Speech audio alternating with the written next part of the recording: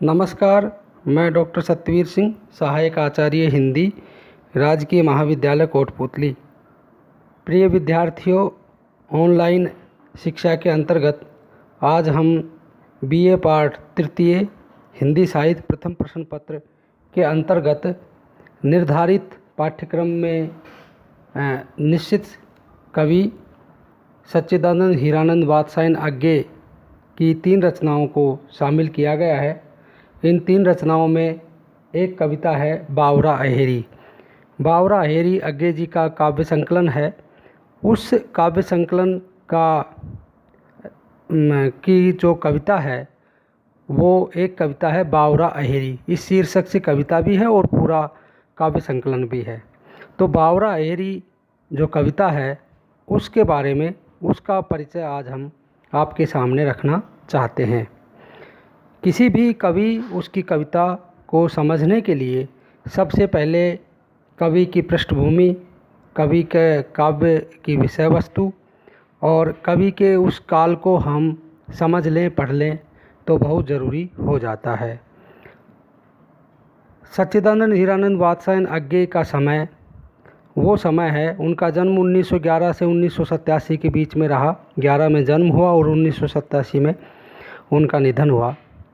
और 1943 से लेकर 1951 तक का जो काल था हिंदी में प्रयोगवाद के नाम से महत्वपूर्ण एक वाद रहा, एक समय रहा हिंदी कविता का। इस काल धारा के महत्वपूर्ण अध्येता, प्रवर्तक, अधिष्ठाता और महत्वपूर्ण कवि रहे हैं अज्ञे जी। अज्ञे जी उस समय प्रयोगवाद के अंतर्गत न केवल स्वयं बल्कि अनेक उस काल के रचनाकारों को कविताओं को आकार दिया। और अज्ञे जी की खुद उनकी जो कविता है वे कविता के परंपरागत मानकों को तोड़ते हैं, ध्वस्त करते हैं और उनमें वस्तु, शिल्प, शैली, प्रतीक, बिंब आदि सभी स्तरों पर वे कविता के अंतर्गत नए प्रयोग करते हैं। अज्ञे जी कि इसमें जो बावरा अहेरी है इसमें एक सूर्य को उन्होंने सूर्य का एक उपमान चुना है और उसमें उनकी नज़र सूर्य एक आँख पर पड़ती है और उनको सूर्य एक आखेटक नज़र आता है। और जैसे एक आखेटक होता है, शिकारी होता है, वो अपना जाल फैलाकर और जानवरों को अपने आगोश में ले लेता है जाल में। ठीक उसी तरह से सूर्य एक आखेटक है और वह भोर में आते ही अपनी स्वर्णिम रश्मियों का जाल पूरे संसार में फैला देता है। शिकारी प्राय चेतन प्राणियों का ही शिकार करते हैं, पर सूर्य बावरा अहेरी है, वह जड़ चेतन में विभेद नहीं करता है। ये भी हमको समझ में आना चाहिए कि जो शिकारी होता है वो केवल जीवित प्राणियों को ही पकड़ता है, उस जाल में लेता है, लेकिन सूर्य है उसको भी उस प्रतीक से जोड़कर देखा है और उसको अहेरी कहा है, मतलब शिकारी कहा है। वह अपने जाल का पसारा स्थावर और जंगम सभी पर प्रातःकालीन नर्म रश्मियों द्वारा बड़े आहिस्ते से करता है, किंतु रश्मियों के गर्म होते ही वह जाल खींचता है। वह छोटी छोटी चिड़िया, कबूतर, भारी डील डोल वाले बड़े पक्षी, वायुयान, कलश, त्रिशूल से युक्त मंदिर के आकाशतरी शिखर, तार, घर की नाटी मोटी चिपटी, उपहारदार मोर सभी को अपने अंतर्गत समेट लेता है। और उसमें कवि कहते भी हैं कि पर जब खींचता है जाल को बांध लेता है सभी को साथ, छोटी छोटी चिड़िया, मंझोले परे वे, बड़े बड़े पक्षी, डेनों वाले, डील वाले, डोल के बेडोल उड़ते जहाज, कलश, त्रिशूल वाले मंदिर शिखर से ले, तार, घर की नाटी मोटी चिपटी गोल गुस्सों वाली, उपयोग सुंदरी बेपनाहकारियों को आखेटक सूर्य का। यानी यहाँ कवि क्या कहते हैं कि जो सूर्य है उसका जो जाल है वो सभी क्रियाकलापों पर पड़ता है।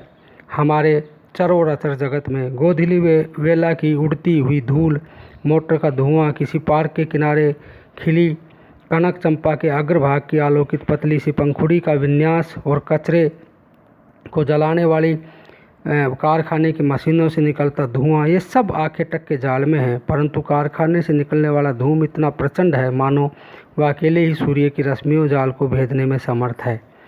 यहाँ कवि पूरी तरह से उस सूर्य को एक इस तरह से, ये सूर्य का एक तरह से मानवीकरण सा भी करते हैं और प्रतीकात्मक रूप में सूर्य को लेते हैं कि सूर्य एक ऐसा अहेरी है जिससे संसार की कोई भी वस्तु, व्यक्ति, जड़ चेतन चीज़ अछूती नहीं रहती।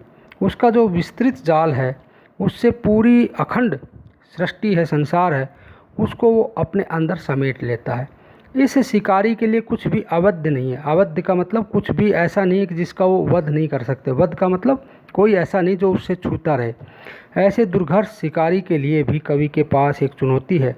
वह कहता है कि हे बावरे आखेटक, तू हर जगह अपने स्वर्ण रश्मियों का जाल फैलाता है, पर क्या तू मेरे मन के विवर में, विवर माने अंदर छिपा हुआ वो कंदरा में चुपके से दुबकी हुई कलोंस, कलोंस का मतलब होता है जो कालिमा है, अंधेरा है, स्याहापन है, जो अनेक तरह की भावना को अपना शिकार नहीं बनाएगा और उसको क्या यथावत वहीं छोड़ देगा।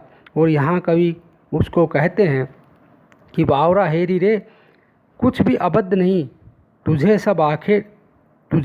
सब आखेट है। एक बार मेरे मन विवर में दुबकी कलोंस को डुबकी ही छोड़कर क्या तू चला जाएगा।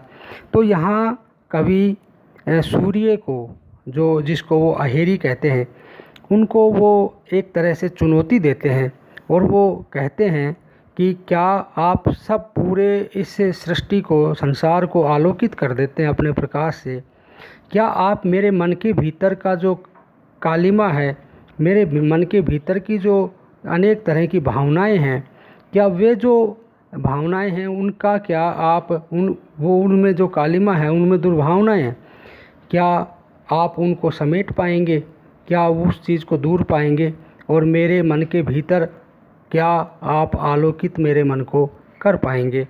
इसलिए कवि वहाँ पर एक उनको निमंत्रण देता है और वो शिकारी का आह्वान करता है। इसके लिए कवि उस शिकारी से कहता है कि मेरे शरीर के सारे कपाट खुले हुए हैं और मैं सहर्ष आपका इंतज़ार कर रहा हूँ कि आप आएँ और आप अपनी रश्मियों से मेरी हर शिरा को, मेरे मन के भीतर के प्रत्येक भाव को आप उस गहराई में जाकर उस रश्मियों के माध्यम से क्या उनको आलोकित कर पाएंगे? क्या मैं इस तरह से हो पाऊंगा कि मुझे ये पूरा का पूरा जग, संसार और तमाम तरह की चीज़ें मुझे अच्छी लगने लगे और मैं किसी से कोई बैर भाव और इस तरह की जो भावनाएं हैं, उन भावनाओं से निकलकर क्या निर्लिप्त भाव से मैं इस संसार को देख पाऊंगा। तो यहाँ कवि उस सूर्य के माध्यम से कहना चाहते हैं कि हमारे मन के भीतर का जो स्याहापन है, हमारे मन के भीतर की जो दुर्भावनाएं हैं, क्या वे सूर्य उनको अपने रश्मियों से, अपनी किरणों से आलोकित कर पाएंगे। अर्थात कवि और कवि का धर्म यही है कि वे संसार में समरसता, आनंद की सृष्टि करना चाहते हैं और यही कहना चाहते हैं कि जिस तरह से पूरा सूर्य के माध्यम से पूरा जग ज्योतिर्मय हो जाता है, तो क्या हमारे मन के भीतर का जो ज्ञान राशि है, क्या वे ज्योतिर्मय नहीं हो पाएगी। लगभग इसी भाव को लेकर कवि यहाँ पर अपनी ये कविता लेकर प्रस्तुत होते हैं। धन्यवाद।